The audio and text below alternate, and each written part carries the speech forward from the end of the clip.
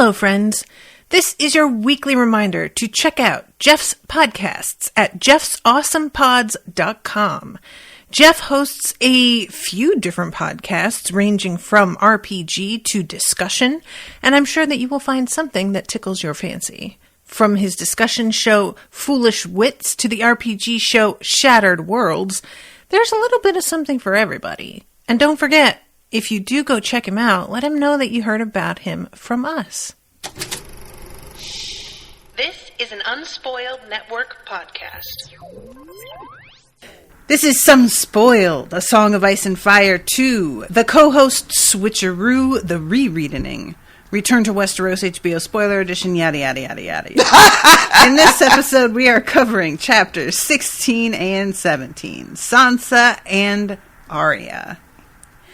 And both of them are in positions where they're like, I have to hope for the best, but also I'm pretty sure I'm not going to get the best, because when have I ever gotten the best? And I can't blame either of them for that. Welcome to Unspoiled.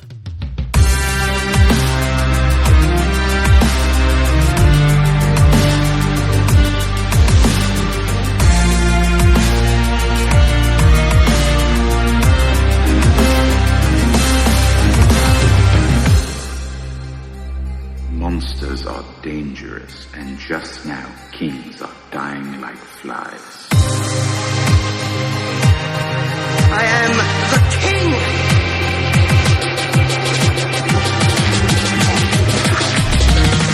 Fuck the king. Welcome to the show, everyone. I am Natasha. I'm Rashawn.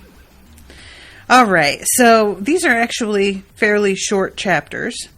And I thought about, having us read a third one, but I was like, we don't need to be doing that, because that next one is like, according to my audiobook, the next chapter is like 48 minutes. Jesus. So that would just take us over the edge in the other direction.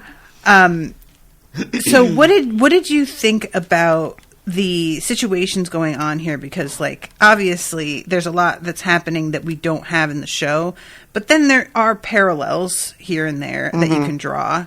So what did you feel about these? I will say it was surprisingly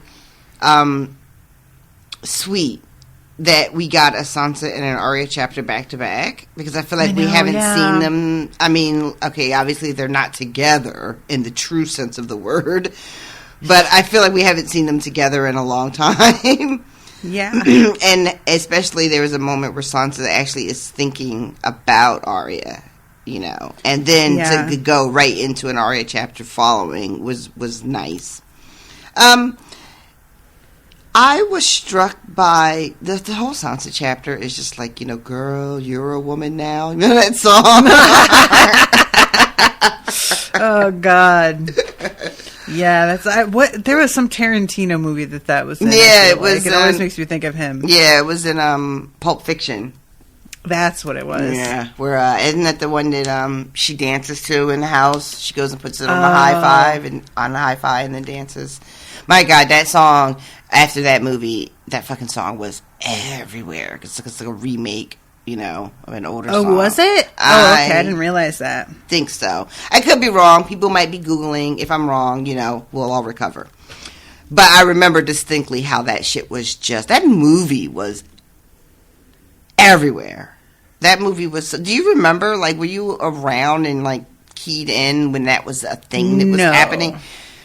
My God, I was not. I was just the right age for that movie to be like, the thing that is happening, and it was absolutely that. Between the soundtrack, the way it was received, the way it sort of revitalized John Travolta's career, who had not really been doing anything for quite some time, even though he had been like this mega star at the late 70s and very early 80s. And then there was like nothing going on for him, and then this happened. It's even hard to like explain what a cultural phenomenon that movie was. Yeah, it's the kind of thing that I was aware was happening, but when I was younger, right up until like years after college, I was not with the zeitgeist at all. And I look back now and I'm just like, man, I really was disconnected. Like The Simpsons. I didn't watch The Simpsons. Everything for the years that I was in high school, it was all Simpsons. Mm-hmm. And I did not take part or understand or comprehend any of it at all. You know? And I think about it, I was just like, I really wasn't like... I didn't connect in this way, and it's wild that this is my job now. Right. Like, how did that happen? Oh, I'm making up for lost time, I guess. I know. I went to see Pulp Fiction in the movie theater, and I went with black women, and it was such a thing because I didn't have the vocabulary or the exposure to sort of higher level analysis around race, especially. I had just begun to be exposed to some of that in a sort of critical thinking lens. My exposure was almost exclusively through fiction and writings of black women, and not really political or social.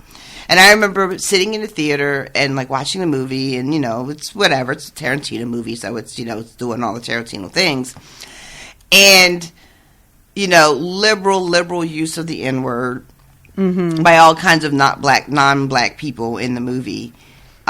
Some of it just egregious, especially Tarantino himself, because, he always makes sure he pops up in his own movies just to say the N-word and then, disappears. Honestly. But I remember walking out, and me and the 3 other women I were with, we all just said, did we just basically watch a black man get raped? Did that just happen? Mm-hmm. And not knowing what to do with it. I was 19, and just being like, and that wasn't even an important part of the movie, though. It really is not important. Truly isn't. Nope. And only the black guy got it. Bruce Willis got away. And and not being able to do anything else with that except just sort of say out loud, wow, we all just watched that, huh? But yeah. Yeah. The first time I saw that movie, I was in college. And I remember when that scene started, because you hear it before you see it. The camera sort of pans into the room. And I was with people who had seen the movie already, and I said, wait, what is happening? And one of the guys said, what do you think is happening? And I was like, oh, I wasn't ready for this at all. I really wasn't ready for this. I wasn't expecting that kind of energy in this movie, but okay, cool. And yeah, it's pretty much treated as a joke. Yeah, and it's also just not even when people talk about I remember having this conversation right after, well, not right after, but not long after, and I was having a conversation with a white guy, and he told me that it was okay that it happened because that character was able to then enact violence on the people who attacked him. He gets his vengeance, so it's fine. And then that was made it okay and not a non-issue. And I was just I guess, buddy, if you say so. The lengths that, look, fan people will really defend their people.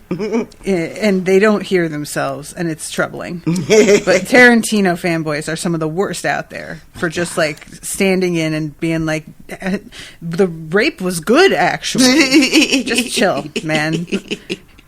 Tarantino writing a script where he gets to say the N-word 37 times in a 4-minute scene is good, actually. Yeah, he's holding the mirror up. Right. To his own face and looking into his face. I always leave that part out. Anyway, how did we get here? That you'll song. Be a woman soon. Yes. But yeah, both of them are in this... this, like you said in the intro, this sort of space of feeling like you might actually be close to some sort of respite from what has been your life. It's almost so close you can touch it. Arya makes that sort of escape when she realizes that they are going the wrong way and that she could have just basically walked to River Run if she had just followed her instinct. and making a break for it, and Sansa sort of fantasizing about this life that is just coming to her, this life in Highgarden as a lady there, married to Willis, and how that's going to be an escape from what has been this hell of King's Landing for her. And me knowing that, even though I don't know exactly what's coming next, I know those two things aren't coming next. Right, yeah. So I don't know what it is, but it ain't that. Right? That's what I know. So it's especially kind of heartbreaking to have both of them be feeling like, I'm so close, and yet, yeah. And I had forgotten the way things go with Arya as well. Because it's so...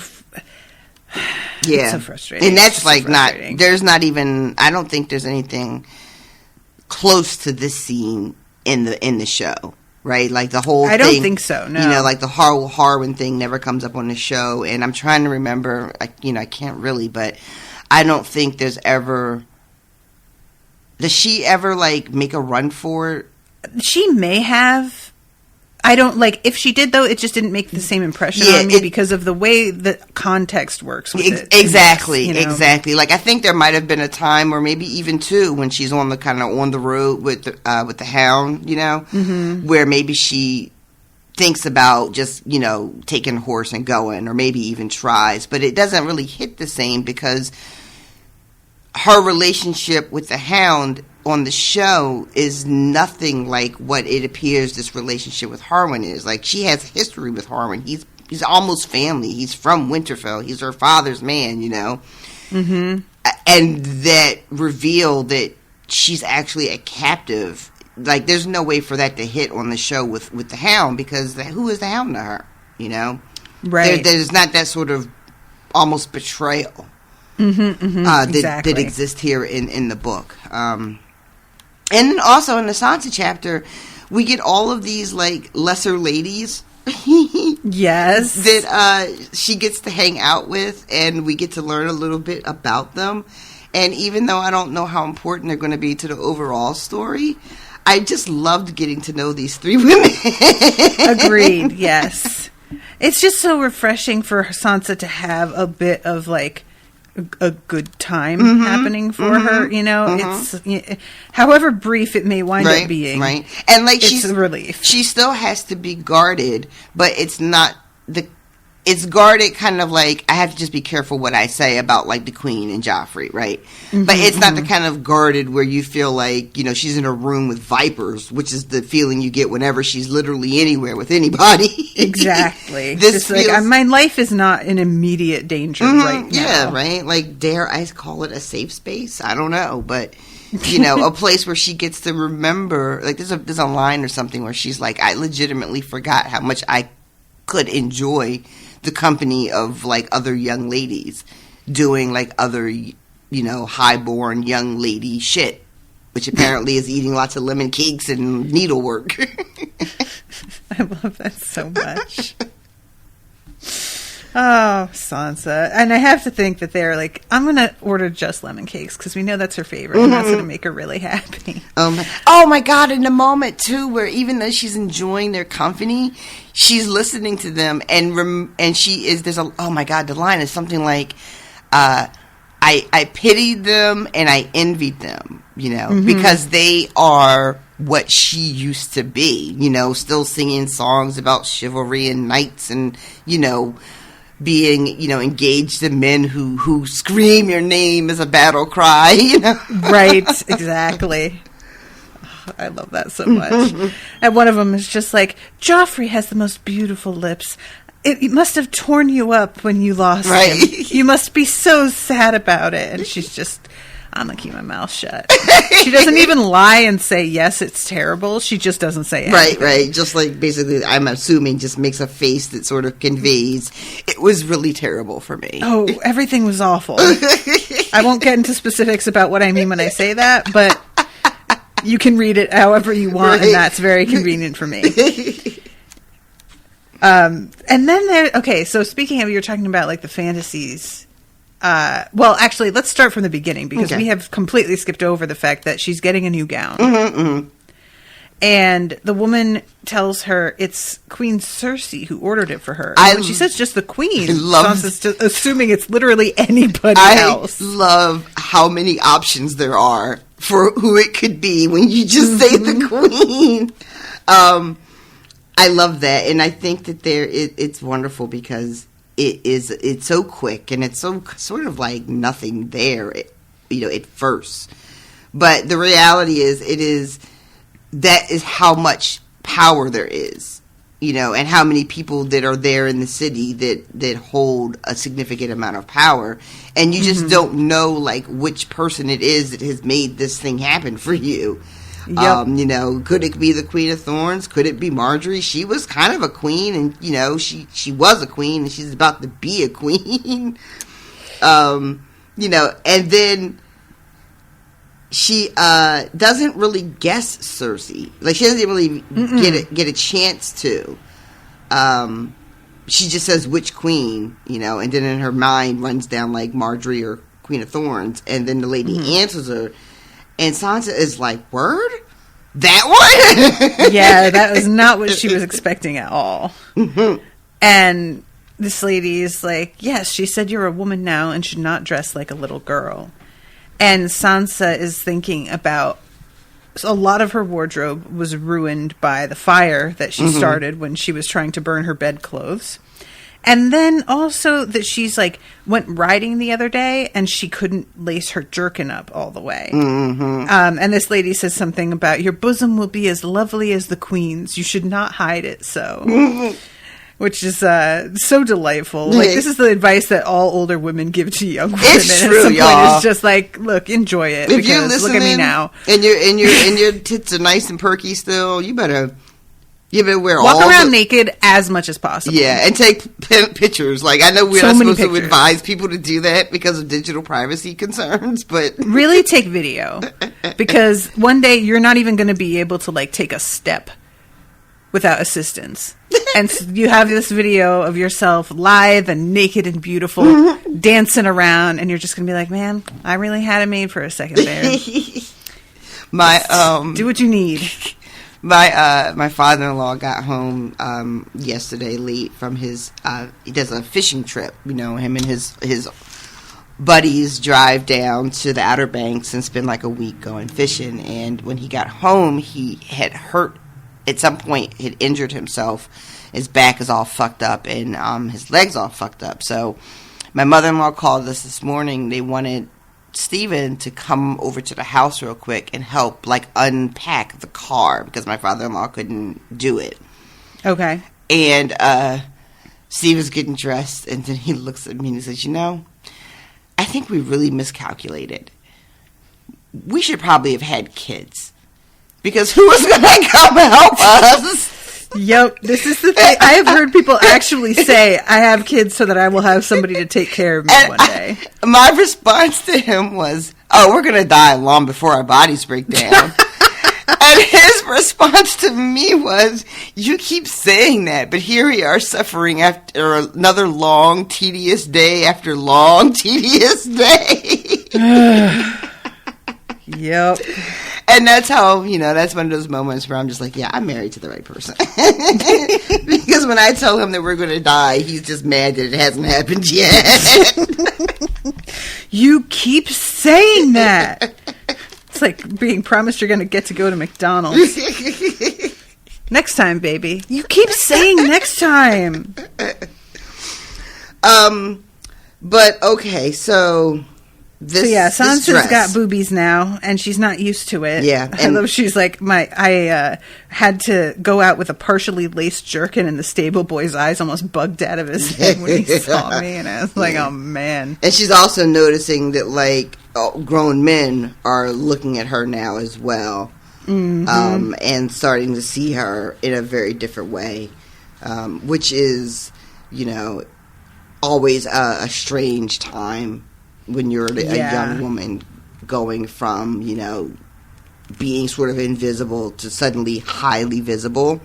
for very specific things that are almost entirely out of your control. They're just things that happen to your body. They're things your body decided to do.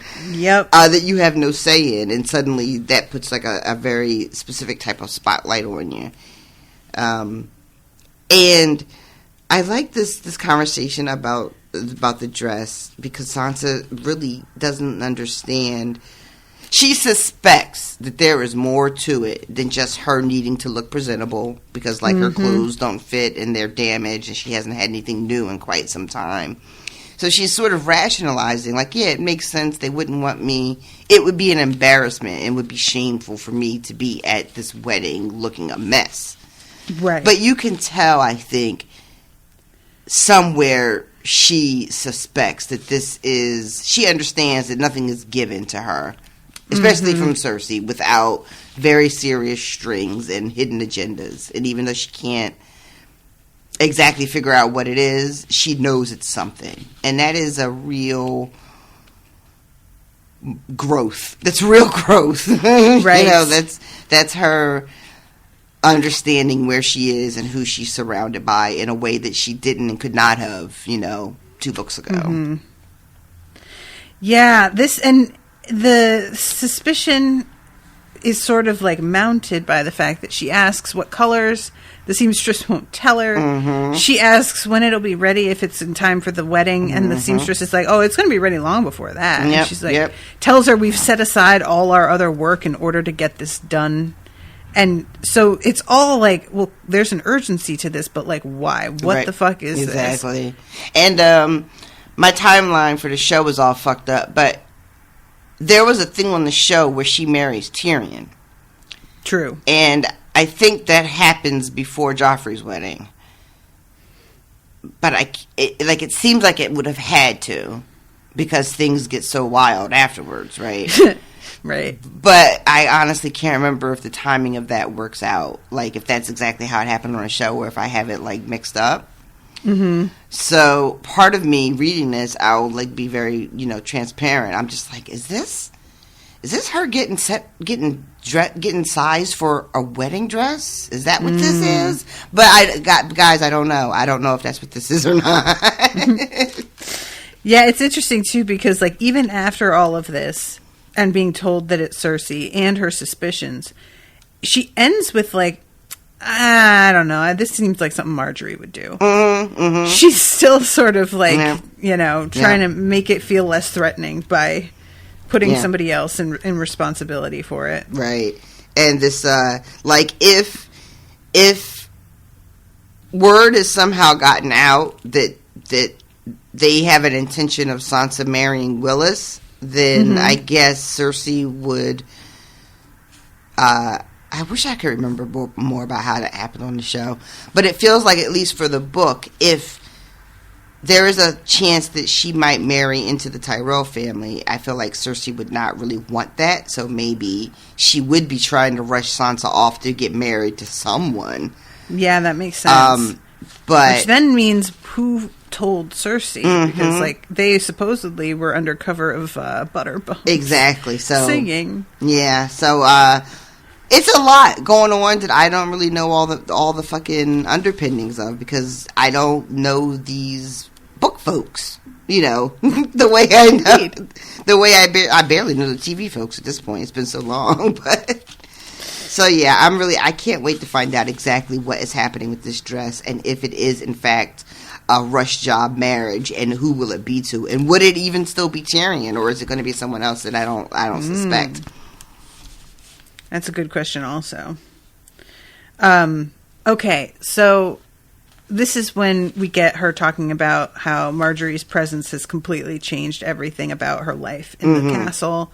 And her reflecting about closest to Sansa's own age were the cousins Eleanor, Alla, and Mega. Tyrells from junior branches of the house. Roses from lower on the bush, quipped Eleanor, who was witty and willowy. Mega was round and loud. Hi, Mega. What's up, my friends? Alla, shy and pretty. But Eleanor ruled the three by right of womanhood. She was a maiden flowered, whereas Mega and Alla were mere girls. And they are just super kind to her and take her in, as she puts it, as if she was from their family. Mm-hmm. And then we get this moment that I want to talk about. Mega couldn't sing, but she was mad to be kissed. She and Alla played a kissing game sometimes, she confessed, but it wasn't the same as kissing a man, much less a king. Sansa wondered what Mega would think about kissing the Hound, as she had. He'd come to her the night of the battle, stinking of wine and blood. He kissed me and threatened to kill me and made me sing him a song. No, he didn't. He did not kiss you. I thought I was crazy. Nope. You are not crazy. He didn't kiss her. Nope. Bitch, when I tell you I read that and was like, I just be fucking forgetting shit for real, don't I? I really just, honest to God, figured, that's just how I get down. I be forgetting shit. Oh my God, why is this happening? What is this? It's a good question. What is so this? Remember I told you about how that moment is like fanficked to death and there's so much art? A lot of the art, they're kissing. Even though that did not happen. I don't understand what is happening. Is this a... All right, so treat me like I'm not, like, unspoiled for a minute. Like, just talk to me like I'm a regular, real person. Okay. Is this supposed to be an example of how that memory is warped for Sansa? Or is this just a miss weird thing that the writer did? What is happening here? When asked about it, George R.R. Martin said, and I quote, "Sansa is an unreliable narrator," unquote. Wow. Yeah. Wow. Right? It really changes some things about handling Sansa from now on as a character. Like, it really does. It's a weird thing. Wow. Y'all, I let Sansa gaslight me. Listen, I think a lot of us had that moment because, most of us just take a memory from a character for granted and we don't go back and double check that shit. It wasn't until like getting into the fandom and seeing people that did actually go back and fact check, be like, no, that didn't happen. That straight up didn't happen, which is part of what eventually led to somebody asking him directly. Wow. Because they were like, did you fuck up? Or like, what is this? Wow. So, yeah, he did not fuck up. Because we had a whole conversation about the sort of tension of that moment with the Hound and Sansa and how it felt really like it was going to go a different way and being surprised that it actually didn't do the thing. Mm-hmm. But she has, in her memory, she has turned it into something, that's wild. Yeah. So, and like, she just completely believes this. It's very clear when we're in her head. It's not her going, did he kiss me? I thought I remembered a kiss. Mm-hmm. No, she's remembering it happening. She 100% thinks this happened. It's a weird moment. And also, like, why is that? People tend to remember things as happening because they kind of wished it went that way. Mm-hmm. But when we were in her head, when he was in her room, she sure didn't want it to go that way. Right.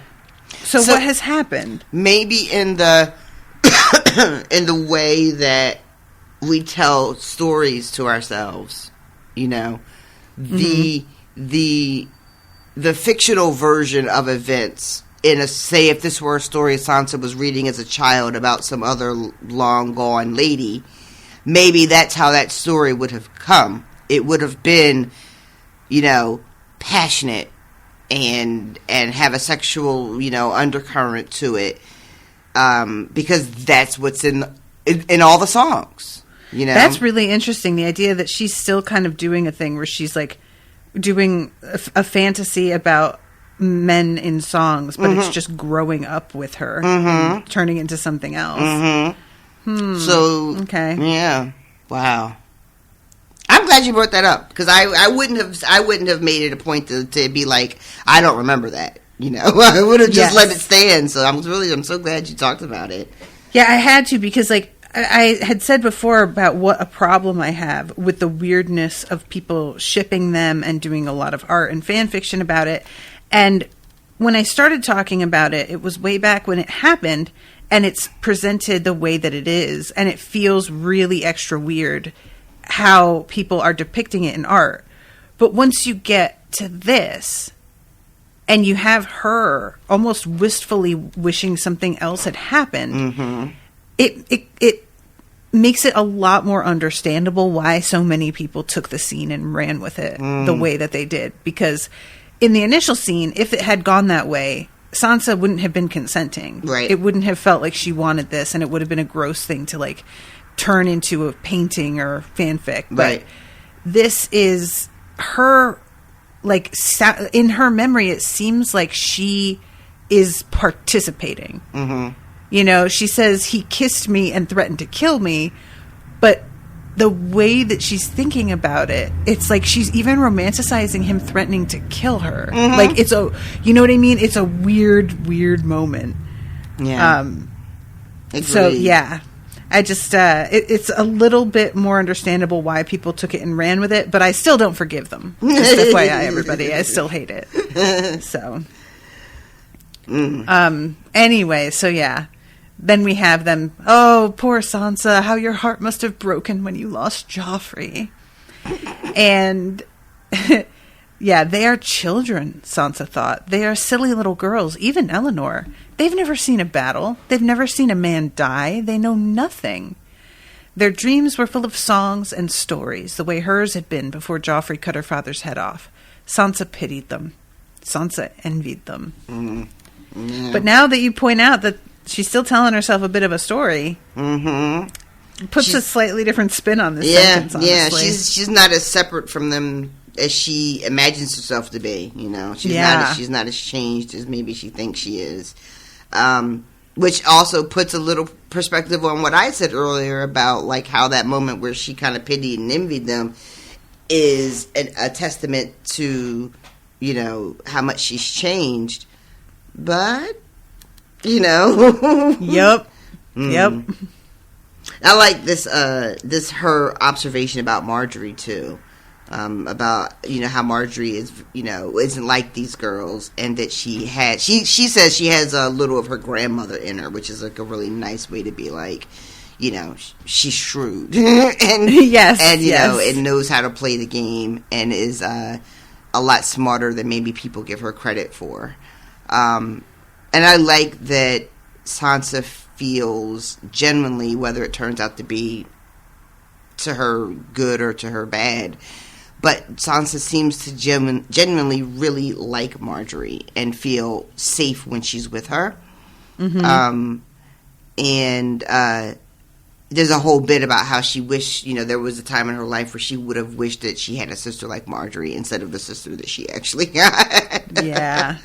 And there's another bit, too, where she says that someone reminds her of Arya, but they're not quite as fierce. I forget who she's talking about when she says that. Yeah, one of the young girls. I'm trying to find the spot here.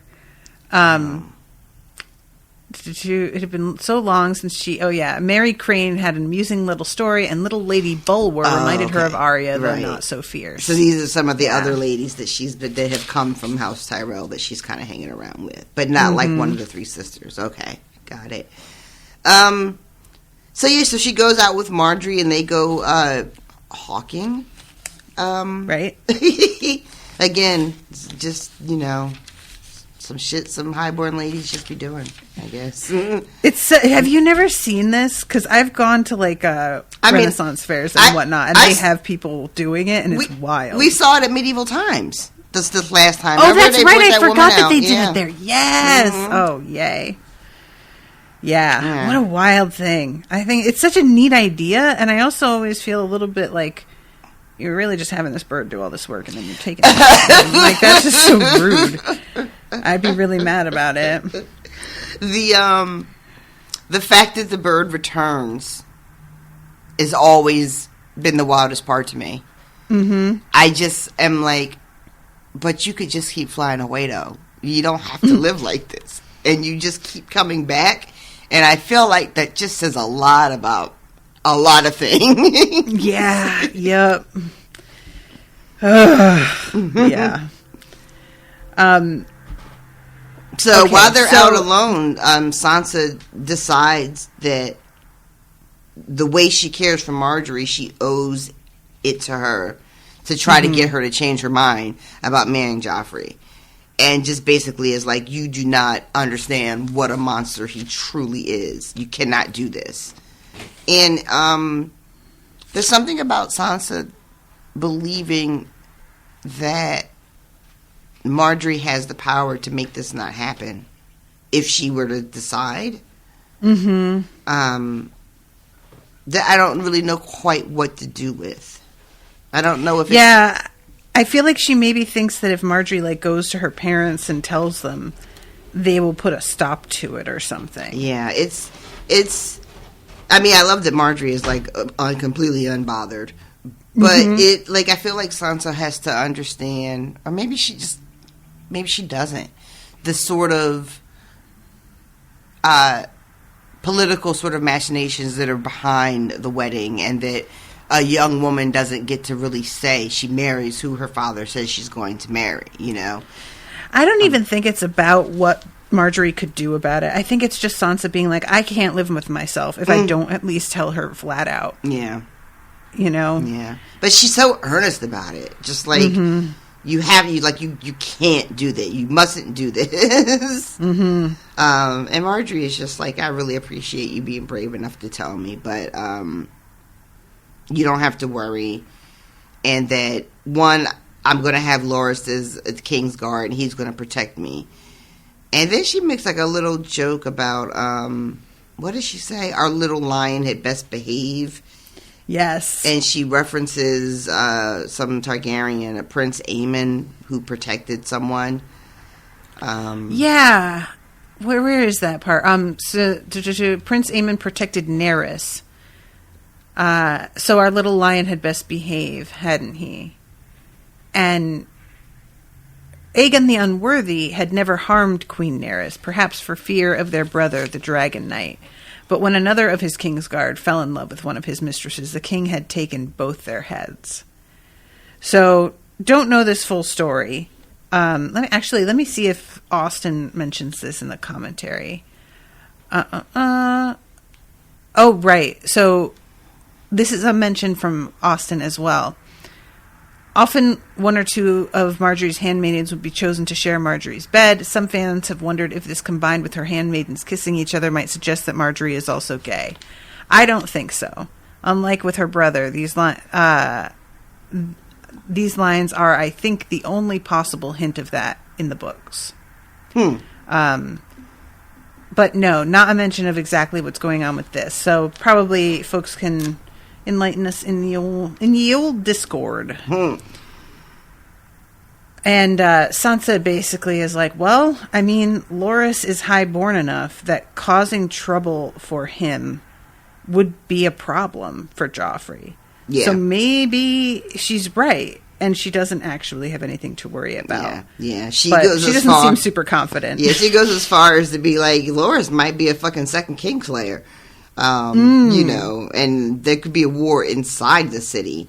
And Sansa says also she's surprised that Marjorie doesn't see that. And when she says that, I'm assuming she means specifically because Marjorie is like, if Joffrey tries to fuck around, my brother's going to handle that shit. He don't want those problems. And Sansa is like, well, if your brother handles that shit, imagine the problems that would then create. Right? And she's being like, I'm so surprised Marjorie doesn't see that is not a good way to go either. Yeah. But then Sansa immediately defers, basically being like, well, she's older than me, so she must be wiser. You know, and her father probably knows what he's doing, so she basically says, I'm just being silly.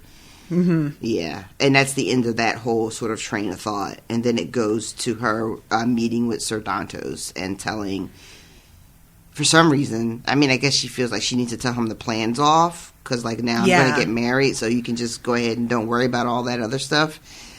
And he is not here for these changes. He is not happy about it. Yeah. He just tells her, like, you can't do that. And she's like, oh, now we don't need to go through this other whole thing. And he's like, but it's all been arranged. He's very, I've put down a deposit. He's very, very committed to these plans, to these plans that they have made, and is not interested in changing them, and is insistent that she continue to go to the wedding like they planned, and that she needs to wear the silver hairnet, and that they're still going to make the escape. And one of the things he says to her when she claims it's not necessary anymore is he's like, these Tyrells are nothing but like Lannisters and roses, or whatever he says, you know? Yeah. And that they don't care about you. It's your claim that they want. It's your claim to Winterfell, and that's the only thing they're interested in. And that may, in fact, be true, and I don't even see how it matters. Right? That's kind of my stance on it also. Like, yeah, and it's a way out. I don't really know what... And how is that any different than whatever her life would have been had none of this horrible stuff happened? She's still like a highborn lady, and people would have been interested in marrying her as a power move, most likely. You know, and it would have been about a joining of houses. And, like, when he's telling her this, they don't really care about you, it's only your claim, I feel like that is not hitting the way he wanted it to. No, because he says something like, well, yes, but their brother won't love you.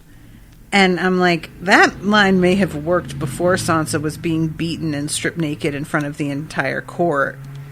But it's not... Did he say like, that? That isn't... Yeah. It's, I'll read you this part here. You cannot... I tell you, these Tyrells are Lannisters with flowers. Give your Florian a kiss and promise you'll go ahead as we have planned. I won't. I can't. Something would go wrong. But the arrangements are made. I have to see you safe. Willis will keep me safe, but he does not know you, and he will not love there it you. Is. Okay. Open your eyes. These Tyrells care nothing for you. Gotcha.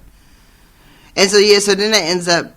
She doesn't go back to see him at all after this exchange. Nope. She's just like, fuck them woods. And but she can't stop thinking about what he said to her. And one of the things that makes it do is she hasn't really thought of herself in that way. She has not considered herself as being the heir to Winterfell. One, because she had 3 brothers, right? And then she has to kind of reckon with 2 of them are dead, and she's like, well, Rob's still around, and he'll be the heir. He'll get married and have children, so it doesn't matter. What the Tyrells think they're getting when they marry me. It's not mine for them to take from me. Yeah. But, But even if it were literally again, who cares? Like, I just want out. So now she's trying to, convince herself that she's able to, fall in love with Willis. But she can't stop thinking about Loras. I love that moment where she's like, I have to stop thinking about Loras, because what if it shows in my face when I meet him and he knows that it's his brother that I love? And I was just like, I really wonder if that would have happened. Like, would he have noticed? I don't know how observant this kid is. But, yeah, I appreciate that she's so concerned for his feelings. Yeah. And she's even like, maybe one day, I'll grow to, he'll grow to love me, and maybe I'll grow to love him.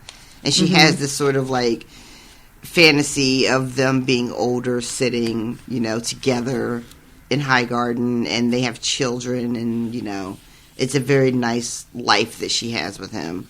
And she even imagines children that look like her brothers and sisters.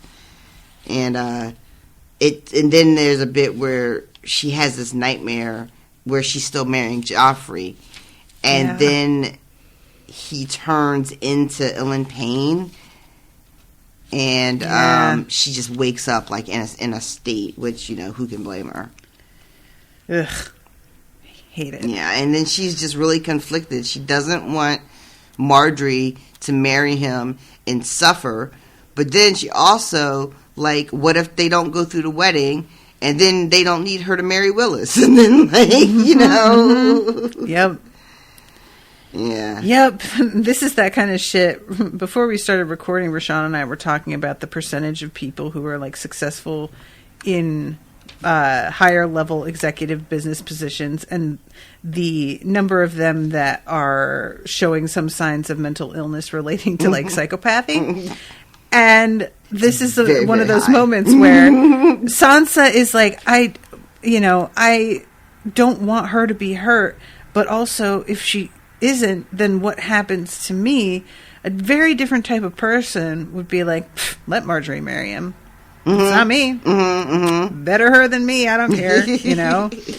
But Sansa just really, truly does want the best for everyone. Mostly, she's just so conscious of it, and I really appreciate that of her, even though it doesn't aid her in any way. It doesn't really. It just basically just takes up more space in her brain, you know, yep. Causes like more distress.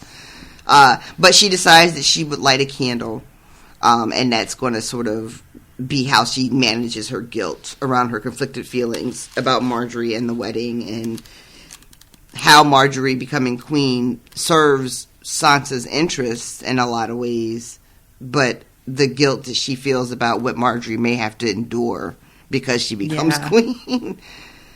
And then it kind of just ends with her thinking about like this gown that Cersei is having it made, and that she doesn't want it to get ruined. She doesn't want to eat or drink anything because she'd like to have this nice gown to wear to Highgarden. So she's just already like planning how she's going to have a second outfit to change into for the dinner part of everything. There's something about that I find so relatable. That's how I operate also. Right. And I might need a second outfit though. And I like that, like there's not really a way for her to make that happen either. No. She's just like aware that she really should have a second one.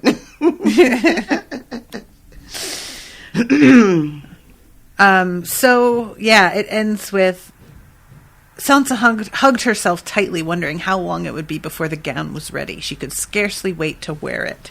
Yeah, that's not going to go well. Arya. just the fact that it ends with her being excited about wearing it tells me everything I need to know. This is going to be awful. Right, yeah, honestly. So, we go to Arya, and she is noticing that they are going the wrong way. And Gendry is just like, it's just the direction the road happens to be going at this particular point in time. You need to chill the fuck out.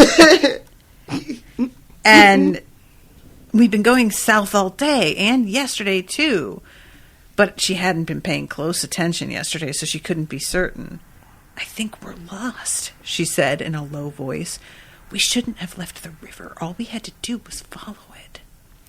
And Gendry's like, well, the river doesn't go straight. Mm-hmm. Maybe this is just some secret way to get there. Yep. You know, all of these explanations.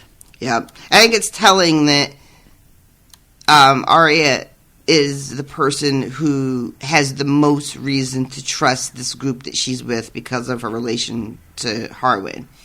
Mm-hmm. And yet she is not just trusting that. She's still paying attention to kind of what's going on around her. And you know, it's suspicious. And Gendry who has less reason to trust these people than she does, is just like, nah, it's fine. Yeah, it's completely fine. Okay. He doesn't have the kind of urgency about getting to River Run that she does. Yeah, it shows. He's just been, it's just a safety issue, and now that he's with guys that he can rely on to like have his back, hopefully, he's as secure as he's probably going to be at River Run. Yeah. Yeah. For him, it was much more. I mean, I was going to say for him, it was about just the escape, but it wasn't even that. She had to bully him into that. So, excuse me. So yeah, his motivation for this trip is very different from hers. And I also love that it's mentioned that while they're traveling with these men, their experience of traveling is practically luxurious compared to how her, Gendry, and Hot Pie have been moving through these woods. Right, You know, they have people all along the way who are willing to help them. You know, they don't have to just hide under trees and hope bandits don't come, you know. People come out to, like, give them shelter and food, and it's just a very different experience. So, yeah, Gendry is like, no, this is fine. Everything is fine. Relax. And we find out here that Hot Pie was left behind. Mm-hmm. And I love this. Very happy about that. She just calls me boy. Same as the other boy. It's going to be confusing. Oh, I love it. And I love her. I'm sorry I beat you that one time. I broke your nose. You broke Lem's too. Hot Pie grinned. That was good. I love that. She missed him more than she thought she would. But Harwin made up for it some. She had told him about his father Hullen and how she'd found him dying by the stables in the Red Keep the day she fled. He'd always said he'd die in a stable, Harwin said, but we all thought some bad-tempered stallion would be his death, not a pack of lions. And yeah, she tells him everything except about the people that she's killed. Yeah, smart. Yeah. It would be too much like telling her father. And there were some things she couldn't bear for him to know. Yeah, that's funny because not funny, but like my initial reaction, and I just had it again, was her not telling them felt like a very smart move. But it turns out it's much different. It is not sort of a strategy. It is these are things that I don't know if ashamed is exactly the right word, but these are just things she doesn't want people to know, like this guy in particular. You know, because of the relationship with her father. And I wasn't expecting that at all. Like, the telling him would be almost like telling her dad, and she could not bear for him to know this about her. Yeah. I was really unprepared for that, and it was quite emotional. I know, right? Yeah. I tend to view all of her killings as, like, success stories. You know, I was like the idea that she would not want her father to know literally never occurred to me. I feel like she would be like, you know, look what I was able to do to survive. And it turns out that no.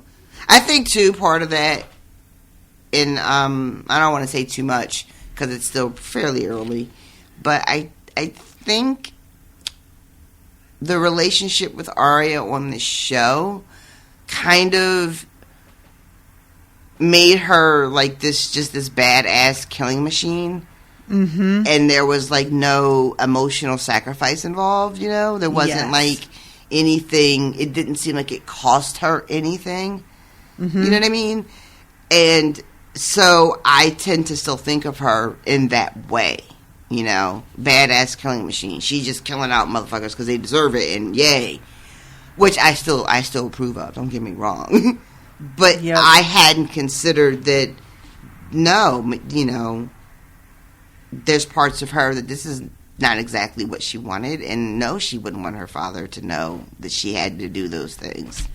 I really appreciate you bringing up the thing with the show and the way they handled it, too. Because I think that has warped the way some people think of Arya in the books as well, and they forget about moments like this where it's like, no, she keeps some things to herself because she feels weird about it. It's like, she was able to get on her horse and just be like, the blood will wash off as they were leaving. In the moment, she recognized the practicality of it and wasn't like, you know, wasn't torn up over it. But that doesn't mean that it isn't anything to her. Right. Because a lot of people sort of try and say that they feel like Arya might have some, like, you know, some tendencies towards being really cold-blooded.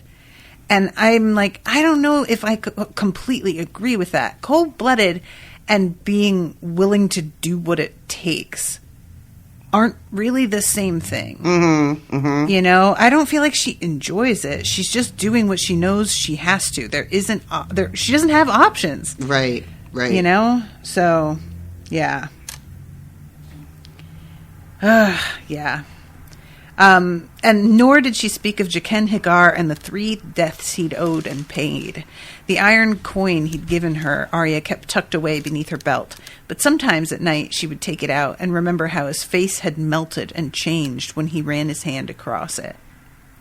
And this is when she does the Valar Morghulis, Sir Gregor, Dunsen, Polliver, Raff the Sweetling, the Tickler and the Hound, Sir Ilyn, Sir Meryn, Queen Cersei, King Joffrey. Yeah. So, yeah, her list. And then we get sort of an update of a lot of stuff that happened off book, or off page for us from Harwin. Y'all, shit was so long ago. He is part of the sort of, the embassy kind of that fucking Ned Stark had sent out to, like, bring the mountain to heal when he was just burning and pillaging, all willy-nilly. Yep. And we find out how wildly unsuccessful that was. How many people they lost. The fact that Tywin had hoped to draw Ned himself out into the field, but that got fucked up because Jaime ended up injuring him and keeping him from being able to go out and meet, like, the mountain, to bring him in. And that, to me, is hysterical. I don't know why. I just think it's really funny. that whole thing.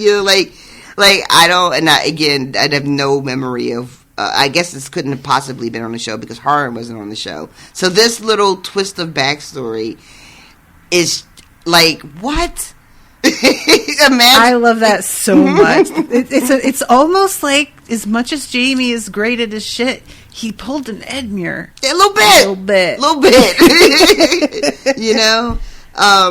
And then not only did he pull an Edmure and fuck up Tywin's, like, sort of, really, well thought out scheme, but, it started events. A lot of these events, it started this shit rolling. And how different things may have been, if he just hadn't have fucking done that. And also feeling protective of his bro. I was going to say, right, because Jaime does this because Cat has, like, kidnapped Tyrion. And it's just like all of these seemingly, like, loose ends, or things being connected in ways that I didn't expect, like they're connected on the surface and at the time they were occurring, but there was also so much more happening behind the scenes that there was, like, no way for me to know what was happening, and then to hear it this way, and also that all the people that are, like, really, really involved in this, that, like, are really impacted by those choices, are not the ones here hearing about it. Right, yeah. Like, Ned is dead now. It doesn't matter. Catelyn's never going to hear about this. I don't know if Tyrion will ever learn of this. Like, does Jaime ever find out that he fucked up his dad's plan? I don't know. Yeah, it's just Arya out here hearing. Years after the fact. Christ. So, yeah. And he says, he talks about, like, the fight and the way that they got, like, cut off, and how many of them went down. He said something like there were 6 score of us, and by the end there were 2 score, something like that. Yeah. It was a real bad scene. Yeah. There's something he says later, too. He says something along the lines of, like, what's weird, though? Mm-hmm. Like, for every man we lose, we pick up 2 more. Yeah. And love that. There's also what I think is a hint to the sort of magic of Thoros, because there is, like, talk of how wounded Beric is at one point, and that, Thoros spends all night with him and he doesn't die. And then I think a little bit later on, Arya thinks to herself, like, all these people that keep trying to kill him, and maybe she'll have to try to kill him too.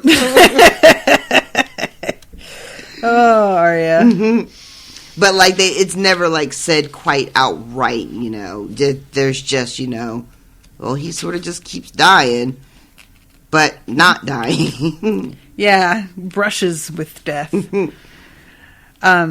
And yeah, the fact, like, Austin points out in the notes, too, that in the show, they have these dudes as, like, a dozen members.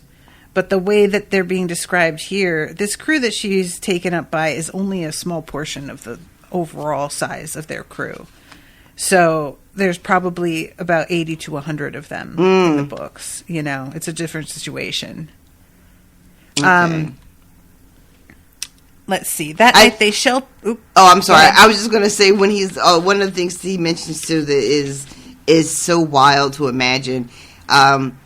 So they're out there, you know, fighting on Ned's orders, you know, trying to deal with the mountain, and they're like, you know, there's so few of them left that the best they can do is kind of just be a nuisance, you know. And then in the middle of all this, they find out that shit, because they're thinking like, you know, Robert's going to send backup, and then they're like, oh, so they find out Robert is dead, Ned is dead. Yep. And they were just still like out there, and then and because the power had changed while they were fighting, they were on a sort of sanctioned mission. They were, he calls themselves, they were the king's men out to like bring justice. And then the king changed, and suddenly now they are fucking traitors and they're outlaws, you know? Like you went to bed one night and you were on the right side, and you woke up the next morning and you were on the wrong side, and you literally had nothing to do with any of it. Yeah, it just, I don't know, it really hit me. I really like that, the constant reminder of how at the mercy of these powers people are. Even in Arya's chapter, you know, you mentioned about how many queens that it could have been that chose for her to get this dress made. Like, there's just, even when you're as highborn as Sansa and literally living in the palace, she's still completely at the whim of whoever happens to be in the seat at the moment, you know? It's very frustrating, and it's also still true of every one of us. It's like, true. You know, it's very annoying.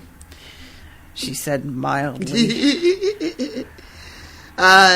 So yeah, he tells her that they basically, once they realized, you know, that Robert was dead and they were outlaws, they kind of decided to a man. Well, some men wanted to yield and some wanted to go back, but a lot of them decided that what they would do instead was there was not going to be any more of this going out and fighting on behalf of these people who sit in these seats of power, you know, miles away from danger and in the fighting. That they are instead going to, I guess, be sort of the protectors of the, like, the small folk, the little people. That's who they are going to be here to serve. And, I mean, except for the part about them holding Arya captive, I am on board with most of this thinking. Right? Yeah, agreed. And then so Arya talks a little bit about like the traveling and the fact that these guys have friends in so many places, and there's this like burned out village that seems abandoned, but he just like toots his little horn a couple times, and all of these people surface, and they've got food and they've got ale, and like just that night they're toasty warm and dry and eating a really good meal, and it's just they've got a fucking nice setup going on here. And this is when somebody mentions that the Kingslayer has escaped. Yeah. People were like, first of all, how? Because those dungeons, have you seen those dungeons? And no one, I guess it's not common knowledge that Cat was behind it. I expected the next line to be like, yeah, fucking Catelyn Stark, let him go. But that turns out not to be the case. Yeah, it's just like, well, how could he have? And then a shrug. So they're protecting her reputation, I guess? I guess you really don't want, like, the reputation of just the whole North's operation. Like, how bad would it make Robb look if that were common knowledge? But also, I feel like these people in these stories, we know for a fact that they can't keep their mouth shut. So word just probably hasn't traveled yet. And then there's talk about, like, my God, can you imagine if we got our hands on the fucking Kingslayer? Like, what would we do? I love that one of these women is like, would you hang him? Because, like, that would be really a pretty. waste. That'd be fucking... yeah. And then somebody sings a song about who they are. Mm-hmm. And it's, it's what it is. It's a song.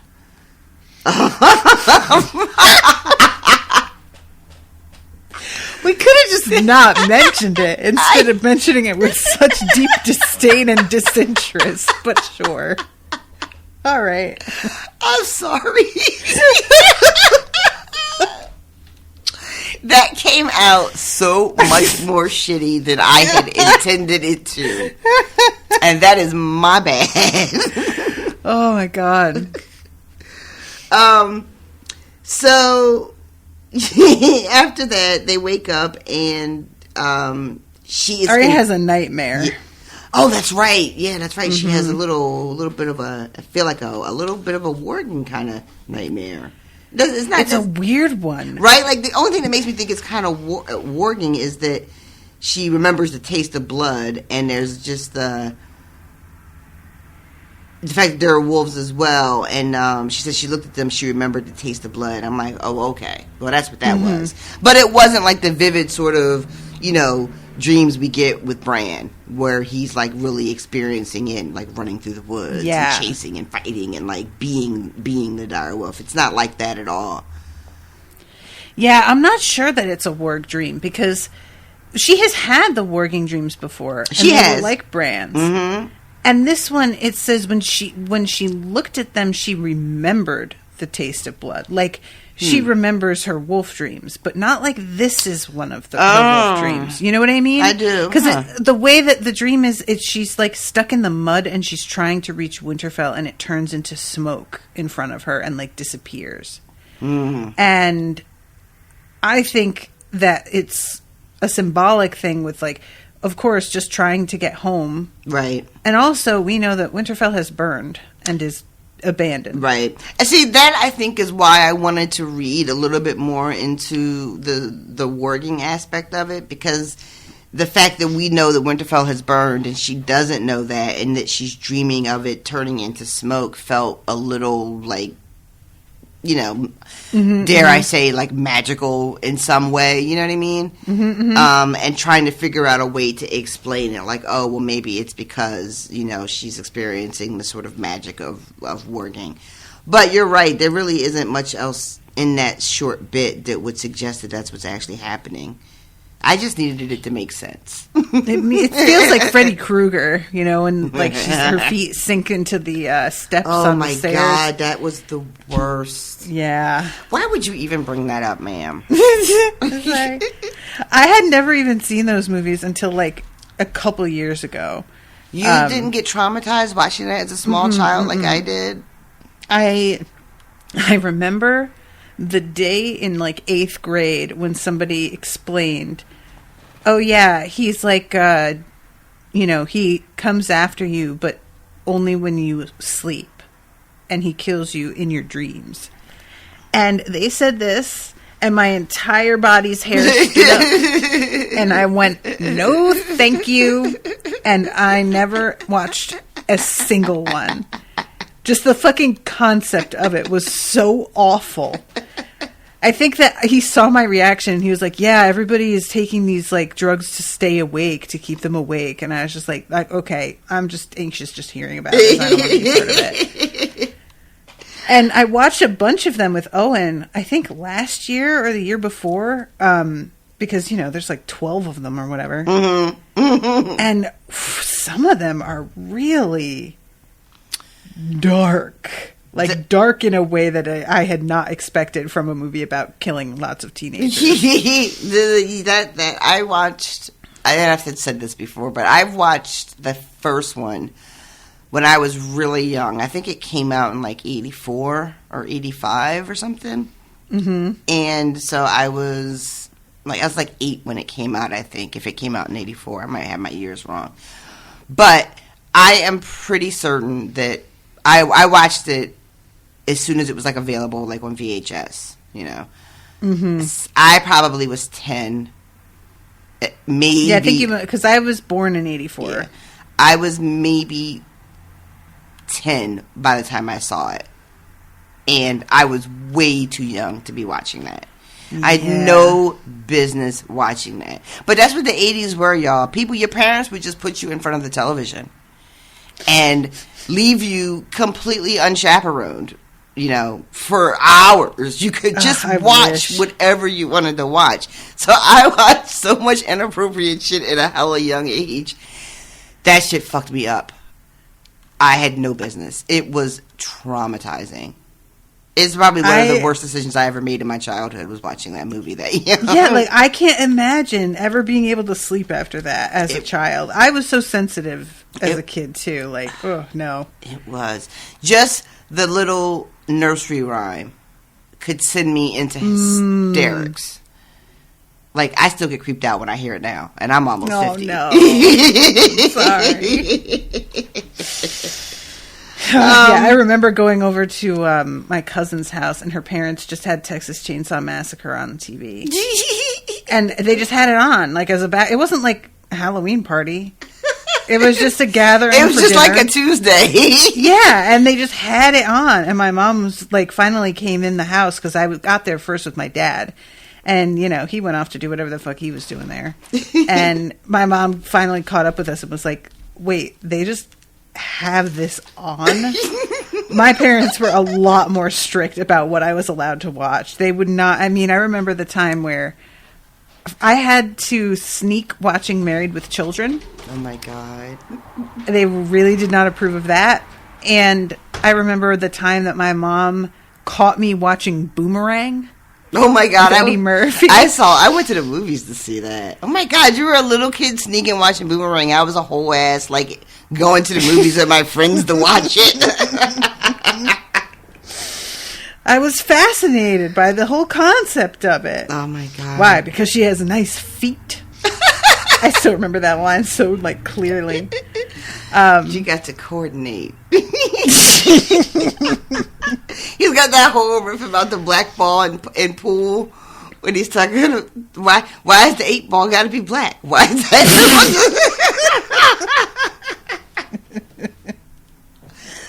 I fucking love that movie.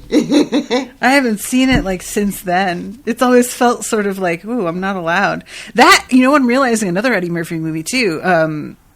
Welcome to America. Coming to America. Coming to America. That's the one. And that one, I was watching it and my mom had no problem with it. But then she walked in like right as they say the royal penis is clean, Your Highness. And my mom was like, nope. That's like not even the dirtiest part of the movie. It just says penis. And she just like, absolutely not. And I went over a friend's eventually and watched it. And I had the same sort of reaction where I was like, oh, wow, that wasn't even like the worst part at all. Okay. That's what's his face with the hot tub that they just have in the apartment. Oh, my God. I will never forget that. I love it so much. Fucking when they go to show him the apartment and there's a chalk outline of the dog. Damn shame what they did to that dog. Oh my God. That movie is like a lot of, our favorites.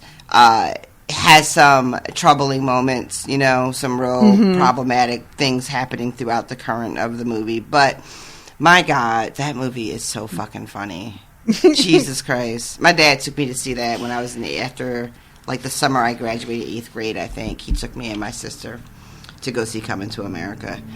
And I was 8th grade.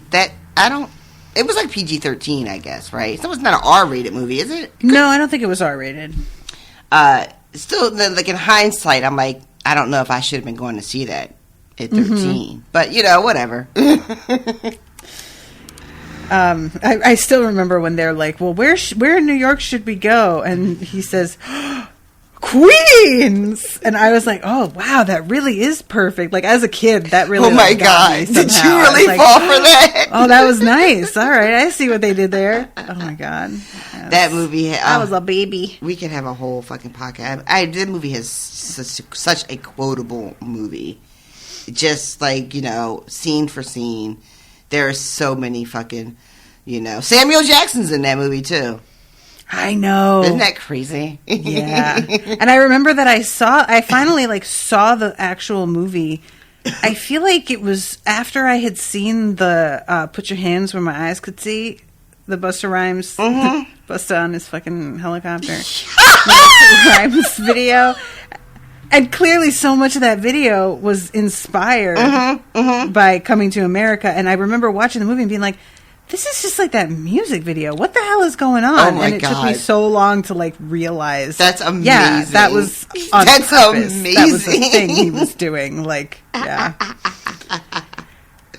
Such confusion. It's good stuff. Okay, all right. Let's try to get back on track Yes. So she wakes finally, Arya is like, hey, so I don't feel like we're going the right way, guys. The sun says we're going south. And they're like, yeah. Mm-hmm. And? Yeah. She's basically like trying to convince them because she thinks they've made an honest mistake.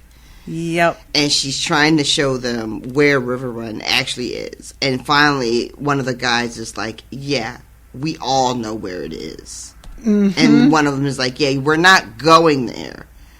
And she immediately is just like, I was so fucking close. I should have let him take the fucking horses. I could have just walked the rest of the goddamn way myself. Yep. Then she remembers her dream. And it's, I guess, sort of... I don't know. I don't want... Like I said, I was sort of stuck on the sort of idea that there was sort of like magic somehow involved in this. But maybe it doesn't have to be. It could just simply be a manifestation of like her subconscious understanding that you are going the wrong way. And you are not with friends like you think you are. You know? And maybe the dream was just as simple as that. And so they tell her this. And then they're like... But why you look so sad about it? It's fine. This is so frustrating because I do believe that they mean the best for her. I don't think that they're going to take her and execute her or some crazy shit. Yeah. Agreed. But why do you have to come at her with this sort of attitude about it? This isn't the way to handle it. Yeah. It just felt so clueless on their part, and the fact that she bolts should not have come as a surprise at all. Yeah.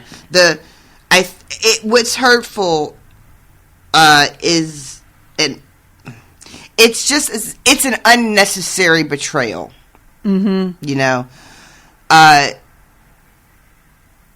guess from their perspective, and he basically tells her, we have to turn you in because you are a high value. She's high value. She's a high value woman. But very submissive. She does not serve her man on paper plates. They're not even allowed in her house. But yeah, it tells her that, you know, you're valuable and we need to like take you to the person who is in charge and let him decide what he wants to do with you. And that was their intention the minute they found out who she was. And they are obviously outnumbered. They are children. These men could have been like, we're taking you because you're who you are, and this is what we do. But instead, they choose to lie. Yeah. And well, they didn't really That's lie. true. Oh my God, that's the worst part of this whole thing. Yeah. They're like the fucking Fae with this. Oh my God. Yeah, this was... But yeah, she tries to say that too. She's like the word of a liar, and he's like, if you will reference the minutes of the conversation, I think you will see the plaintiff has no grounds. Yeah, he's just like, we never made you any fucking promises. Which is just and a they real try and be cop-out. like, he's gonna send you to your mom probably anyway. Just relax, you know. But like, there is just no reason for her to believe that. Yeah, and she has...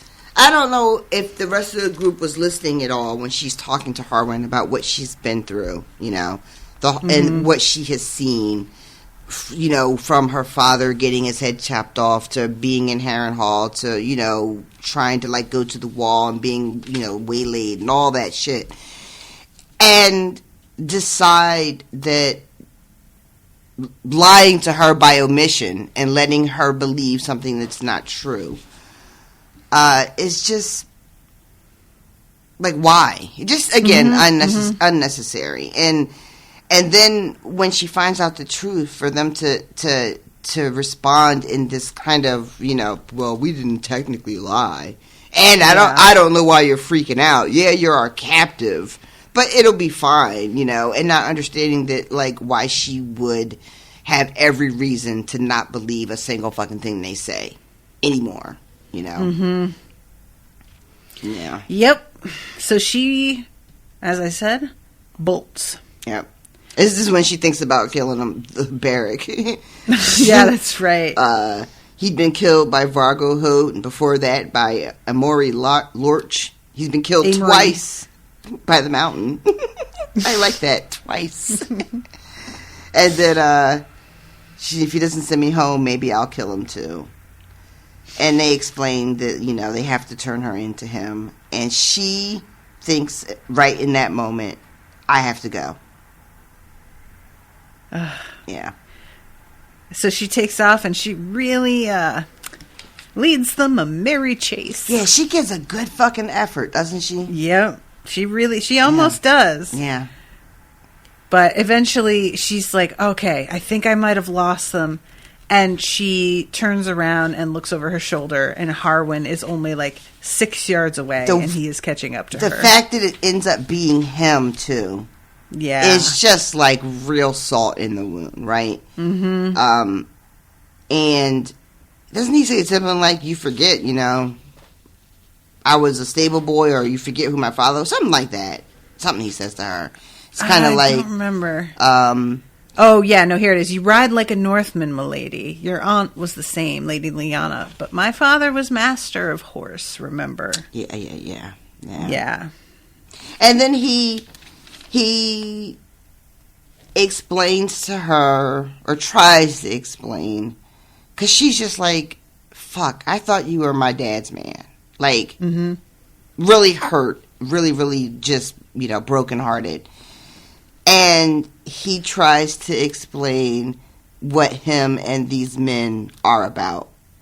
That they don't belong to any of these kings anymore. Right. And that they are only here for the small folk, and that is who they fight for and where their sort of allegiance lies, not to Robb or the Starks of Winterfell or the Lannisters or anybody. And kind of when she says, I thought you were my father's man, that implicitly is like, I thought you were my man. Mm-hmm. And he has to be like, yeah, no, I'm not. Yeah. And he says, will you ride back? He asks her, will you ride back peacefully? And she's like, yeah, for now. I love it. Biding my time. Everybody sleep with one eye open, guys. Bitches better keep your eyes on me. All right. So, that is the end of the chapter. Was there anything else in Austen's notes that we maybe missed or anything? No, not really. The notes were a little bit shorter this time because they're shorter chapters, I think. All right. But he just mentions about the Brotherhood being a much bigger group in the book than they are in the show. Okay. Yeah, there's very little about them in the show, too. They get introduced.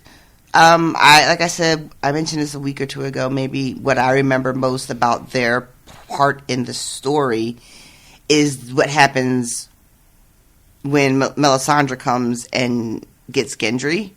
And then, if I'm not mistaken, we don't see much of them until, like, the final seasons when they show back up. And somehow John is like, you know what I mean? That's right. I forgot that they just kind of go away for a while. Barrack and Thoros show back up at the very end of the fucking series. So, I guess there's no need for them in the show since they did away with the whole whatever happens with Catelyn Stark. So, yeah. I am so into... Like, I'm very excited about getting to this point in the story. It's just, we're veering off more now, and I'm excited about it. All right, really quick, I'm going to say hi to our one new patron of the week, so everybody get ready for the air horn, the hype button, because I am saying hello to Greg Naylor! Welcome, Greg. Thank you for becoming a patron. we love you very much. We appreciate you. And if you would like your name said with a air horn very enthusiastically, as if you are about to come out and have a WWE fight with somebody, just become a patron at patreon.com/unspoiled. And we already did the tutorial for using Discord, and it's recorded. So if anybody is interested in transitioning over to Discord, please check that out if you're not familiar with how it works. And also, I am in the midst of... What just happened? I'm sorry. What's going on over there?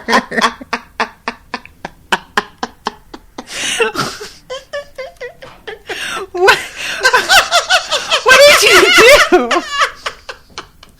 I couldn't explain it if I tried. Let's just go ahead and finish up. It sounded like a horse going for a second or something. It was like a weird needing to like sniffle, but also a sneeze, and then also needed to clear my throat all at the same time. Your whole head is a mess. Take it off and put it in the dishwasher. Clear that shit out. It was like an ear, nose, and throat doctor's nightmare. It was like all my tubes were just... Fucking tubes. Okay, what was I saying? Oh, no, I know. I was saying I'm in the process of figuring out what Rashawn and I will be covering after Ted Lasso. I have shelved the idea of covering Percy Jackson. Apologies if I'm disappointing anybody.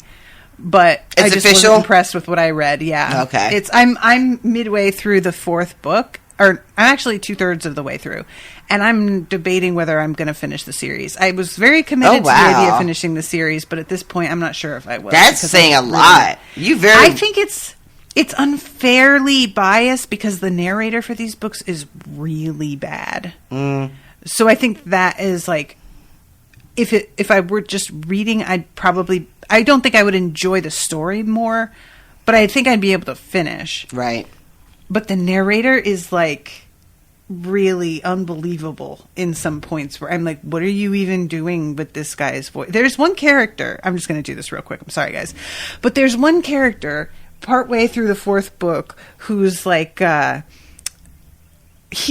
every sentence he says ends like this. Why is he doing like a weird Seinfeld thing? I have no idea what he's doing. And it's such a weird, because like that dude is a bad guy. So he's saying things like, I'll fight you to the death. And it's like the least threatening thing you've ever heard. And that man is teamed up with another character who has inexplicably been given a surfer dude accent, which is only a little... So we've got like, okay, Percy, why don't you just leave it there? Oh my God. Yeah, so I can fight you. I don't understand why it's like this.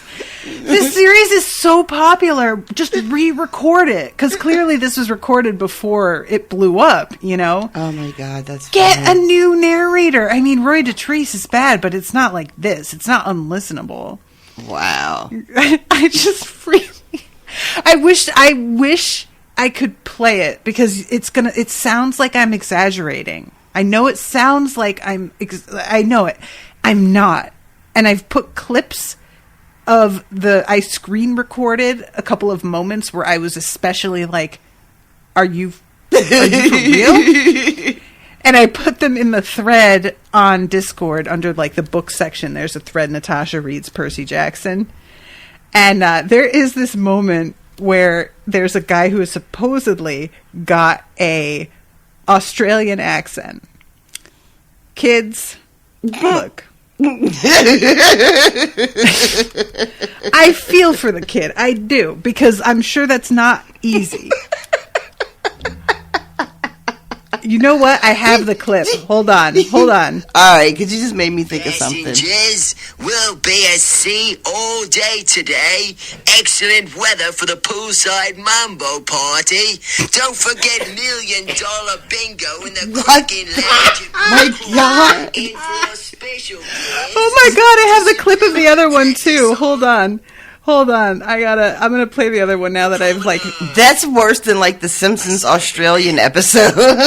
Yes, so much worse. Well, she All right, sorry. I'm trying to play this other one now. into nothing, and the cheering of the crowd Here it died.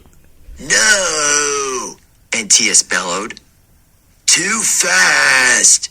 You must wait for the kill.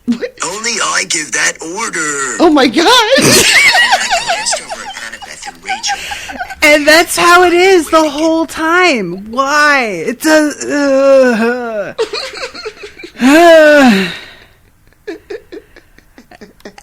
Like, I know I'm picking two particularly bad spots, and it's not fair representation, but it was bad enough. Remember that episode of 30 Rock where Lemon tries to do like a Jamaican accent? Oh my god! When she calls the doctor's office. Oh my god! And then it switches midway into like an Irish accent. Like she loses it. That is like this kid. It feels like he started to do a Cockney accent by accident. Realized midway he had done that and tried to course correct. Oh my god! And veered into something that's not anything at all. Like, but yeah. So anyway, all that to say, I have crossed Percy Jackson off the list because I just don't feel. People are saying that they think that the series, because he's written like two more series in this universe, and there's a lot of people saying that the later series get better. But first of all, we're not covering the later series, though. We were intending to just cover this series. Mm-hmm. And if this is it, I can't struggle through these 5 with the promise that they get better later. And I'm honestly not in love with the universe. So that's part of it as well. I think it just doesn't really feel real to me, which is a hard thing to pinpoint why certain world building works and why some doesn't. But it just, for some reason, it just doesn't. So forgive me, everybody. But I'm just trying to find another series that I feel strongly about that is completed. And I am planning on listening. I'm starting the N.K. Jemisin series, Inheritance Trilogy. I have the audiobooks, which were on sale yesterday. Okay. So I'm going to try that and see how that works out. Because I would like to cover something written by a woman next, because we've just done a lot of men. It would be a very nice change. So and it's a shame because like trying to think of really popular series written by women, like the amount that women are allowed to succeed, it means that a lot of things aren't well known enough that it would draw a big crowd if I announced that it was being covered. And I'm trying not to let that matter too much, but it plays a factor. I can't lie. Was that show The Magicians? Was that was based on books? Mm-hmm, mm-hmm. Have you read those? No, that was written by a guy as well. Was it? Oh, I don't know why I thought that was written by a woman. Why did I think that? I don't know why. And most people seem to think that the show was actually better than the book series. Oh, is that a fact? Yeah. That's rare. And don't come for me, guys, because like I said, I haven't read them. But a lot of people felt like there were some big issues with the book series that were sort of corrected by the show in some ways. Okay. So, yeah, I'm just sort of doing some investigations and power listening to audiobooks to figure out what I want to do next. And I will confess, I know it's also written by a dude, but the Cradle series, it's almost finished, and I'm so tempted. I really am so tempted, because he's like 2 books away from being done, and one of those 2 books is coming out like this year, and the other one is promised like in April, and he has never been late. So I know it will be done. You're reading that already, though, aren't you? Yes, and that's how good they are, Rashawn. That's how good they are, that I would want to cover it with you anyway. Like, I'm doing them for Spoil Me, and I don't care. I would definitely do them again. But, again, I would like to do something that's already completed. And that is actually new, and that is completed, yes. So, I don't know. I've been intending to cover the Sookie Stackhouse series with Miles. Maybe I should have covered that with you. I don't know. Oh, God. You should save that for Miles, though. I mean, I would love to read them, but because I've never read them, but you should probably save that for Miles. Yeah, Miles never watched the True Blood show, so he's really unspoiled. Yeah, so. that's a better bit. Yeah.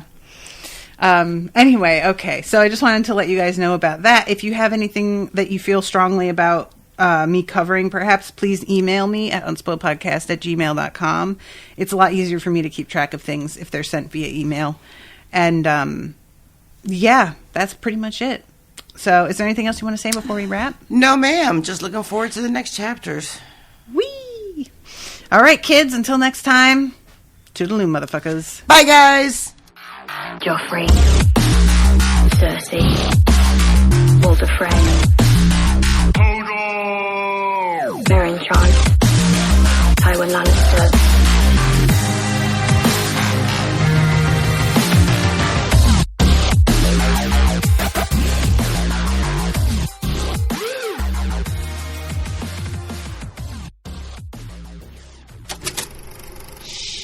That was an Unspoiled Network podcast.